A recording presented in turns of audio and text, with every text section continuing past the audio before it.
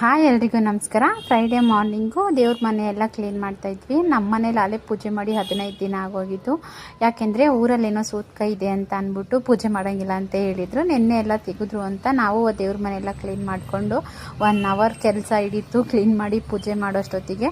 ಪೂಜೆ ಎಲ್ಲ ಮುಗಿಸಾದ್ಮೇಲೆ ಮಧ್ಯಾಹ್ನದ ಊಟಕ್ಕೆ ಅಂತ ನಾನು ಜಜ್ಜಿ ಮೂಲಂಗಿ ಸಾಂಬಾರನ್ನ ಮಾಡ್ತಾಯಿದ್ದೆ. ಈ ಥರ ಒಂದು ಪ್ಲಾಸ್ಟಿಕ್ ಕವರ್ಗೆ ಹಾಕ್ಕೊಂಡು ಮೂಲಂಗಿನ ಜಜ್ಕೊಂಡ್ರೆ ಈಸಿಯಾಗಿ ಆಗುತ್ತೆ. ಇನ್ನು ಮಸಾಲೆಗೆ 1 ಕಪ್ ಕಾಯಿ, ಈರುಳ್ಳಿ, ಕಡಲೆ, ಟೊಮೊಟೊ, ಚಕ್ಕೆ, ಕೊತ್ತಂಬರಿ ಸೊಪ್ಪು, ಒಂದು ಸ್ವಲ್ಪ ಶುಂಠಿ, ಬೆಳ್ಳುಳ್ಳಿ, ಖಾರದ ಪುಡಿನ ಹಾಕ್ಕೊಂಡು ರುಬ್ಕೊಂಡ್ರೆ ಮಸಾಲ ರೆಡಿ ಆಗುತ್ತೆ. ಒಂದು ಕುಕ್ಕರ್ಗೆ ಎಣ್ಣೆ ಬಿಸಿ ಮಾಡೋಕ್ಕಿಟ್ಟು ಕರಿಬೇವಿನ ಸೊಪ್ಪನ್ನ ಒಗ್ಗರಣೆ ಕೊಟ್ಟು ಜಜ್ಜಿಟ್ಕೊಂಡಿರೋ ಮೂಲಂಗಿ ಮತ್ತು ಒಂದು ಸ್ವಲ್ಪ ಮಸಾಲಾನ ಹಾಕಿ ಫ್ರೈ ಆದಮೇಲೆ ತೊಳೆದಿಟ್ಕೊಂಡಿರೋವಂಥ ಬೇಳೆ, ಟೊಮೊಟೊ ನಮ್ಗೆ ಎಷ್ಟು ಬೇಕು ಅಷ್ಟು ನೀರನ್ನ ಹಾಕ್ಕೊಂಡು ಮಸಾಲಾನ ಹಾಕ್ಕೊಂಡು 2 ವಿಷಲ್ ಹೊಡ್ಸ್ಕೊಂಡ್ರೆ ತುಂಬ ರುಚಿಯಾದಂಥ ಜಜ್ಜಿ ಮೂಲಂಗಿ ಸಾಂಬಾರು ರೆಡಿಯಾಗುತ್ತೆ.